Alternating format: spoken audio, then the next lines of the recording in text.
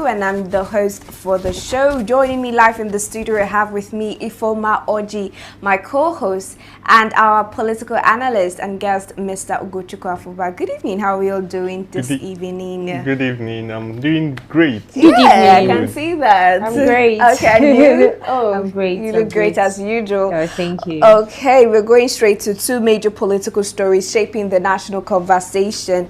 First, the presidency says President Tinubu's reforms helped Nigeria beat its 2025 inflation target.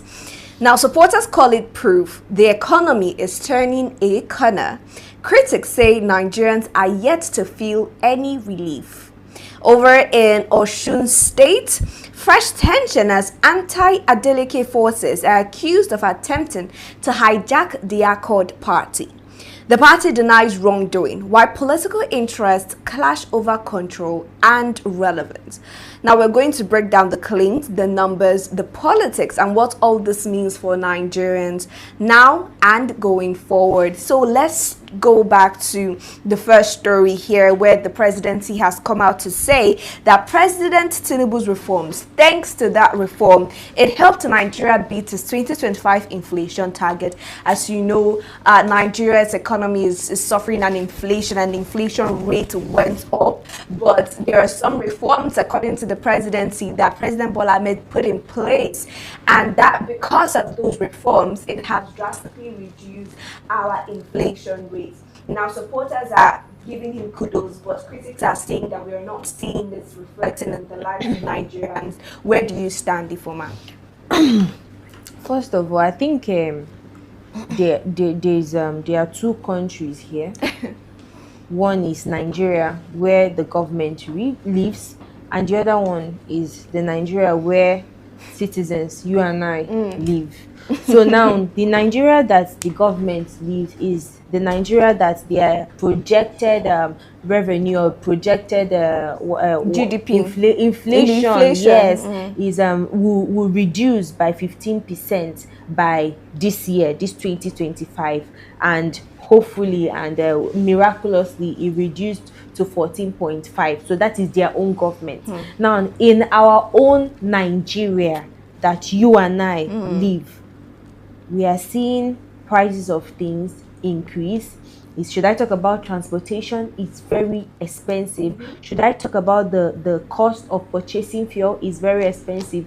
Food stuff is very expensive. There is literally nothing in Nigeria that an average Nigerian can purchase with 70,000 naira, which is more like a minimum wage. So tell me the Nigeria that these people are talking about here. If you're talking about inflation, reducing inflation from 15% to 14.5%, I think every Nigerian should be feeling richer now. I think every Nigerian, people that find it difficult to feed at least twice, should be able to survive. I think we will not be seeing banditry, we will not be seeing terrorism, we will not be seeing a burning of houses, we will not be seeing genocide attack, this one, the other one, if truly the economy has stabilized. This is to tell you the rate at which these people actually see Nigerians, the way they rate Nigerians, because you are talking to Nigerians that you've stabilized the economy, but it's still you that will come out to borrow for 2026. I remember last week we were talking about the government, the present administration borrowing for I think $17.89 trillion, $1 million or $1 billion for 2026, that you're yet to provide the budget for your borrowing already for it. And it's really how they look at us, they look down on us. And the reason why they always, every single time, appear on paper as if to say that the policy they are making is really working, the reforms they are making is really working, but at the end of the day, Nigerians that live in the second country that I mentioned right now is not reflecting in their lives. Oh, okay. Now, Mr. Ugochukwu, do you have the same thoughts as well? Well, for the Nigerian government, I want to say congratulations to them on that powerful paper strive they have achieved. It's a paper strive. It is because we can only see it on paper. So congratulations to them for doing that. But then where is the effect? How does it reflect in the life of every other Nigerian? Let's not even say the average or the poor. Nigerians as a whole, how does this affect us? What are the cost of goods in the market low? I mean, it's even the festive seasons. Prices of goods are even going high. The other day we talked about the recent hike in the price of air tickets, and all of these things are just happening. And the only thing the government can come out to say is that the government has achieved his He has reduced the inflation rate for 2025. 25%. For 2025. For 20. All right. So this just shows that they do not care about us. They just care in proving that they are doing something without still failing the exam. They are still failing what they are trying to prove. Because if you want to prove that you are doing well, it should actually reflect in the lives of your citizens. Because you can't give you can't give questions and still answer it yourself. It should be the answer should be from the people who are actually receiving who are receiving maybe the policies and all of those things you are talking about. So the government, they are just eulogizing themselves, telling themselves that they are actually doing well without doing anything. It's reflecting in the lives of people. All right, well said, Mr. Ogochukwu. Now let's take a look at the food prices. Like you rightfully mentioned, it's also the festive season. Food prices are high, even flight. Right now, the only deduction I think I've seen in the news lately is the deduction of fuel coming from Dangote. Not even the government. Not even the government. Exactly. Now, let's talk about the food prices and how they've remained high. And if the government has been able to meet its inflation target for 2025, why hasn't that same inflation control translated now to cheaper foods for people? It's the same thing that we are talking about right now. Because if truly that the inflation rate reduced, we're supposed to see it in prices of food stuff now. Imagine pepper, 500 naira pepper. You can literally count. Yes, very expensive. Even onion now is still expensive. Pepper is very expensive. Should I talk about tomatoes? Things are really exorbitant in the market, and you're coming out to tell us that the price of inflation. I told you that we're in a different Nigeria. I mentioned, now you remember, was it 2023 that they removed the subsidy? And we were coming to that. Yes, and we were thinking that with this removal of subsidy, we can actually channel this.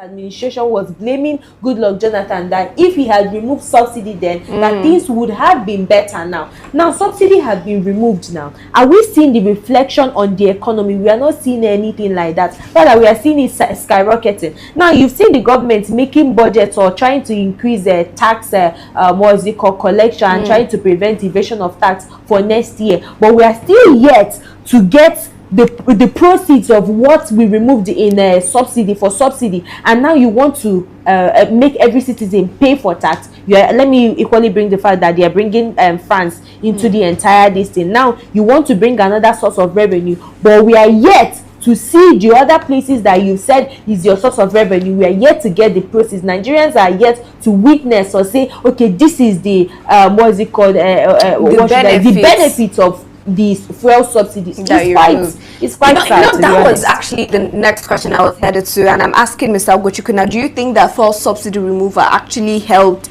or hurt inflation in the short term? Well, what actually do we use to measure inflation? I think the best thing we can use is the dollar rate. Let's try to use that and measure it. In 2022, dollar rate was approximately, May particularly, dollar rate was approximately 400 naira to a dollar to in 1 naira. Is that right? Sorry. No. A dollar was exactly. Yeah. And the Tinubu administration said that they have to remove fuel subsidy, that the government is paying so much. And one of the things he said during his campaign is that they were going to channel all those money that they were investing in fuel subsidy into other sectors like the agricultural sector, health sector, and even security. These were their own words. Okay. But fast forward to 2025 now, a dollar is almost 1,500 or even more. Almost going to 2,000. Or even more. I do not have the exact details, but I can tell you. So does that completely answers our question that their removal of subsidy did not create better jobs for Nigerians or a more livable Nigeria for the citizens. It rather made life more difficult. I do not know where is the money they actually, because they used to say that the money is too much, that the money the government uses to subsidize petrol, that it's so much that if they remove it, they can invest it in other sectors. What did they invest? We are not seeing any result. It's been 3 years in. No result. When are we expecting the result? Is it after their tenure? It just means that they have messed everything up, and this is we've seen the EFCC lately being up and active. Yeah. Getting people. I'm not alleging opposition leaders, but we've seen them being up and active lately. These are the type of things they should have been doing. The fuel subsidy that they were removed, the money that used to go into fuel subsidy, what has it been used for? All right. That's okay. I get that now, and the people from the presidency would say otherwise, because we saw an interview where Daniel Bwala was having an interview, and he said that for the President Bola Ahmed Tinubu led administration, that his opposition wanted to bring him down with economy, that they thought that when Tinubu got into power, the economy was going to suffer, but now our GDP has increased, inflation has reduced, all of these things that they seem great on paper, but it's not reflecting in the lives of these people. But why is it that, like, when you have people from the presidency, right, and you're having conversations about the economy, we have two different opinions on where exactly we are as a nation? Now, is it that for the presidency, that what is on paper matters more than what is on ground? And if that is so, how important and how risky is it for the analysis for the presidency that they are judging based off of what they have on paper rather than what they have on ground? I think I'll have to give it to the presidency for the fact that they invest so much on the media. I have to give it to them that we are seeing all these things on the media, that they've stabilized the economy. It's beautiful. They will travel outside the country. They will tell lies about Nigerians, like Nigerians will not watch and they will not hear about it. It's quite sad. But coming to what you asked, it goes a long way to tell you that when you're he who pays the piper dictates the tune.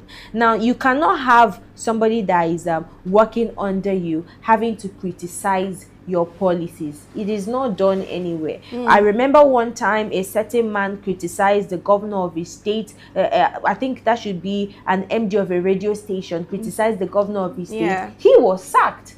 So these people will always try to, side the government, side the president, sing his praises, so that maybe if there is any appointment in the future, the president can, this person has been loyal to me, so let me give him this thing. So they cannot at all speak ill of the government. And it's so sad that these people that lead us don't have single integrity. It was like when you drop integrity and drop them, they don't move in the same way, and it's so sad. I remember Daniel Bwala during a Goodluck's administration. I know how he was talking about Goodluck administration and how he was bashing the present administration. But look at the way they gave him appointments. He switched and he's now singing praises of this. I think every Nigerian, whenever we hear statements coming from Daniel Bwala, we know that he is never coming from a man of integrity or a man of good reputation. That is always something negative that it comes from the spokesperson of the presidency. Okay, now coming to you, Mr. Ugochukwu, finally on this, just similar to what I asked Ifoma now, the fact that the presidency always seems to address the public based off of what they have on paper rather than what they have on the ground. So let's talk just a little bit about the gap between the presidency and the grassroots. I feel they are totally disconnected. That is what I feel. Tinubu I think he has been so shielded from the people he is governing. Even though they always say he released press statements and his media dogs, they are out there, looking, thirsty for someone to devour, going to opposition politicians and all of those things. But I feel that the president he's disconnected from the people. Whenever he's whenever he's reaching out to Nigerians, it's always formal. It's almost too formal and mechanical. It's just, you know, too corporate jargon. Their press statements is just buzzwords are everywhere. It doesn't show a president who actually understands or feels the pulse of the people he allegedly is governing. So I feel they are disconnected. There is a disconnect. Even though they might not accept it, they will tell you that he has Twitter pages and all of those things. I mean, communicates with Nigerians every day. That's what they say. Yes. And through his Twitter page. Yeah, it does not make any sense. I feel that the presidency, they need to be, you know, more open to Nigerians, if actually they are. Because irrespective of the fact that I do not like the Tinubu administration, because they have failed, it does not mean I do not want their success. If they are, because if they succeed, yes, we Nigerians also are are going to succeeding. succeed. So if they are open to, you know, corrections and, you know, hearing from Nigerians, Nigeria would be a better place. Of course. But they want to do it themselves. They are totally disconnected. Let's take for an example the President of the United States. If you see how he always briefs the media, people who ask him questions, not you know, members of the journalists that have been, you know, paid off to just ask sugar-coated questions. You see journalists who are asking him questions Like about their country, the economy, security, and how everything is going. But we do not see that in Nigeria. Okay, so now we are saying that we see a disconnect from the presidency and Nigerians at the grassroots. But there's something interesting that I want to talk about, which is also about the last story for the evening. It's the we are seeing comments from the presidency about Osun State, where we know is where the presidency is from now, and they're saying that they're assuring Nigerians that they are going to have a hold of Osun State before 2027. And let's take a look at what is going on in Osun State. We see the politics in Osun heating up now. There are also, you know, stories here and there that anti-Adeleke forces are attempting to hijack the Accord party, and would recall that Governor Ademola Adeleke recently just defected from the PDP to Accord party, and they're saying now that there are works to hijack that particular party. So let's tie this now with what we've seen in other opposition parties like the ADC and Labour Party, where we've seen a total disarray. Do we think this is the ruling party at work?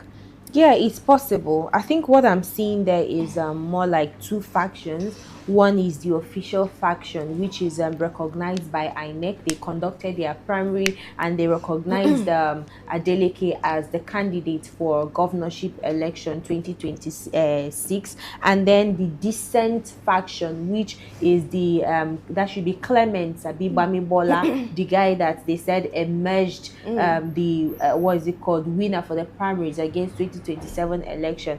And this whole thing, the only way I can categorize, or the angle or the group I can categorize this, is what I'm seeing here is an intra-party dispute or conflict, a situation whereby we're having divide in a particular party. And it's kind of sad, because I was really rooting for this Governor Adeleke when he defected to Accord. And I remember saying that I think Accord is actually a small party, but Mr. Sacramento and Mr. Oladimeji brought it to my attention that Accord party has always been in existence, so that it's not, yes, that it's not a small party. So seeing that this party that Adeleke joined is having these issues, it's kind of undermining for me their credibility against 2026 election. Because when we have opposition party like Accord, and we have APC and we have PDP, other political parties are going to leverage on these internal conflicts that they are having there. Now, tying it to the question that you asked earlier,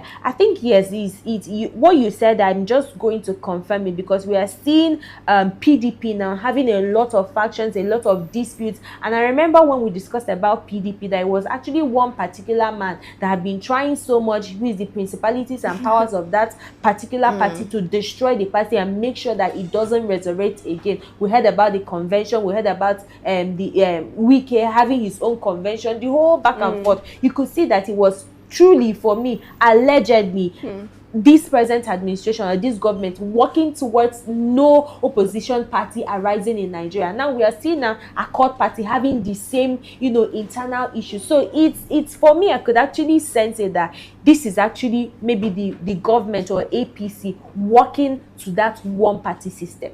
So all right, and Mr. Ugochukwu, do you have the same opinion as well as to the fight going on in Accord party already? More than the same. I am not alleging. I am saying this is the fact. It is the APC working to, seize opposition completely in Nigeria.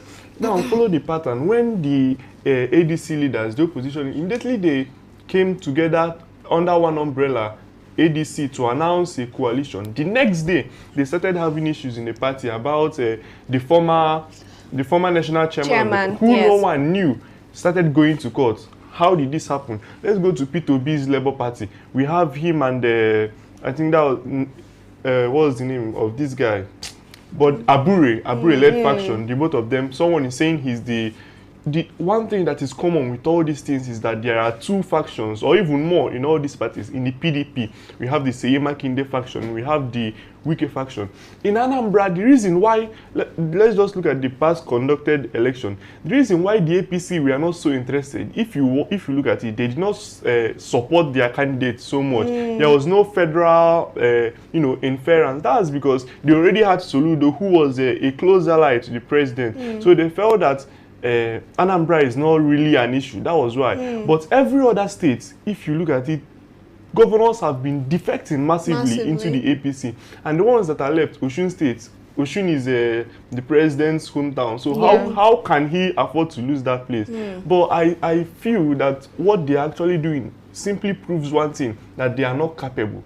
If you are capable, run an election, campaign, say what you want to do for the people. Freely. Why cause trouble in their parties? Why try to destabilize them? It just means that you are not confident about what you can offer. In fact, you have nothing to offer. The only thing you want is for your opponent to fail. But you don't want yourself to win. I don't know if you understand. Yeah, I get what you're saying. So why not win? Why must your opponent fail? So it just means that they are not ready, and they don't have what it takes to actually rule Nigerians. That's why they are badgering opposition leaders to move into their party. Because if you convince them and they willingly want to join because they've seen the things you are doing and they feel your party, that your party gives them more chance of doing a better work for Nigerians, then by all means they should. But if you look at how it has been going all across the 30 states, one thing leads to the another. We saw the one of Rivers State, he was suspended, and after his suspension, he moved to the APC. How convenient is that? So these they are just, they are badgering opposition members into their party. So what we are both hearing is that both from the APC now, that they are attacking opposition and they don't want to play fair in the political game, especially before 2027 or come 2027. Now, finally, on this particular topic,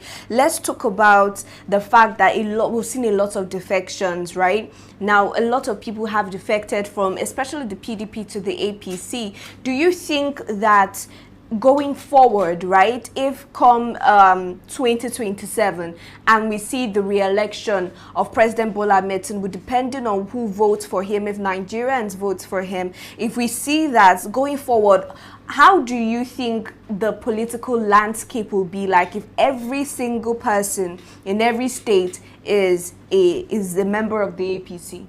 I think is depressing. To think about. It's depressing to think about, because I remember when we talked about this, when the 5 southern governors defected to APC, I was saying that I am not really understanding what is going on. When they talk about someone being a master strategist, this is what we are talking about. You will hardly see Tinubu coming out to talk about campaign or anything, but on the ground, he's really working. Tell me how, in the history of Nigeria, a lot of governors have defected to one party. How is that possible?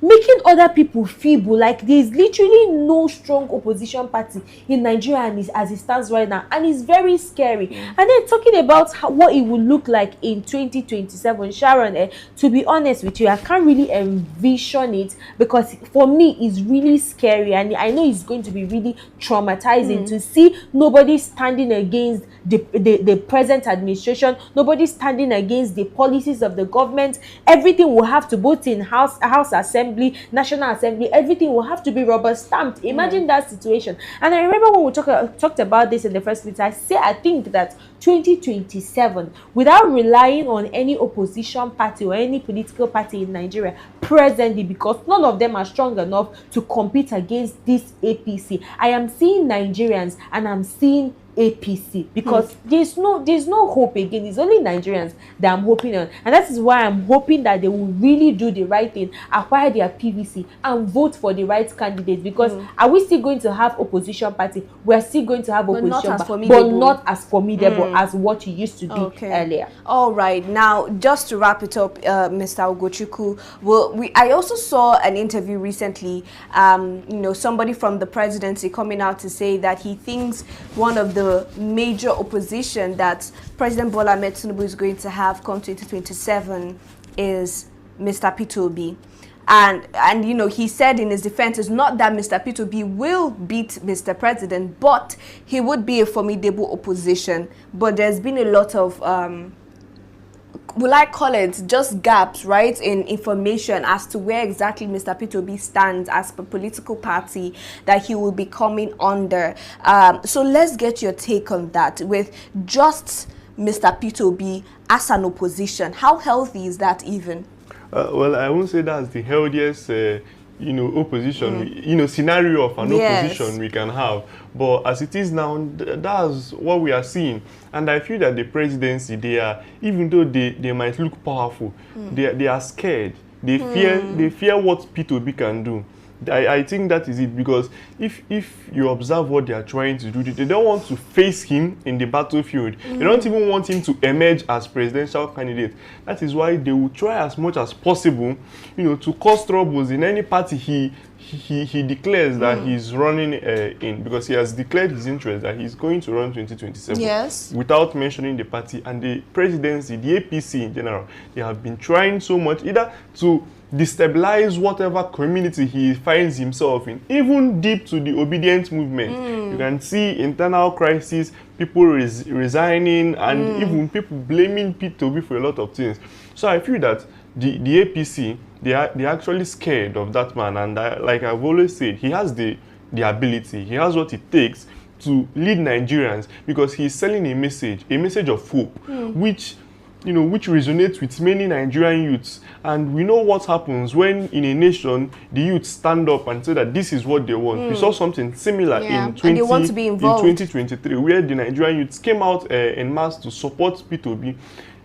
If he did it in 2023, he can do it again in 2027. But imagine if he does it now with, ground political structure. That would be the greatest nightmare of the APC. So they are trying as much as they can to destroy all the efforts by Peter Obi and any other opposition candidate. I like that. That's really eye-opening. And going forward, I think everybody's going to be paying attention to Nigeria's politics. But thank you very much, Mr. Ugochukwu Afuba and Ifoma Oji, for joining me on the conversation tonight. If you're watching for the first time, this is Active Citizens Parliament, where we discuss Nigerian politics. If you're yet to subscribe to our YouTube channel, this is the best time to do so. And follow us across all social media at Active Citizens. You can find me as well across all media at Sharon Enemchukwu. And you, Ifoma. You can find me on Facebook at Oji Sophia and on Instagram at Misolex. Mr. Ugochukwu. You can find me on Instagram, Facebook, and X at Ugochukwu Afuba. All right, so we'll come your way tomorrow. Do have a pleasant evening.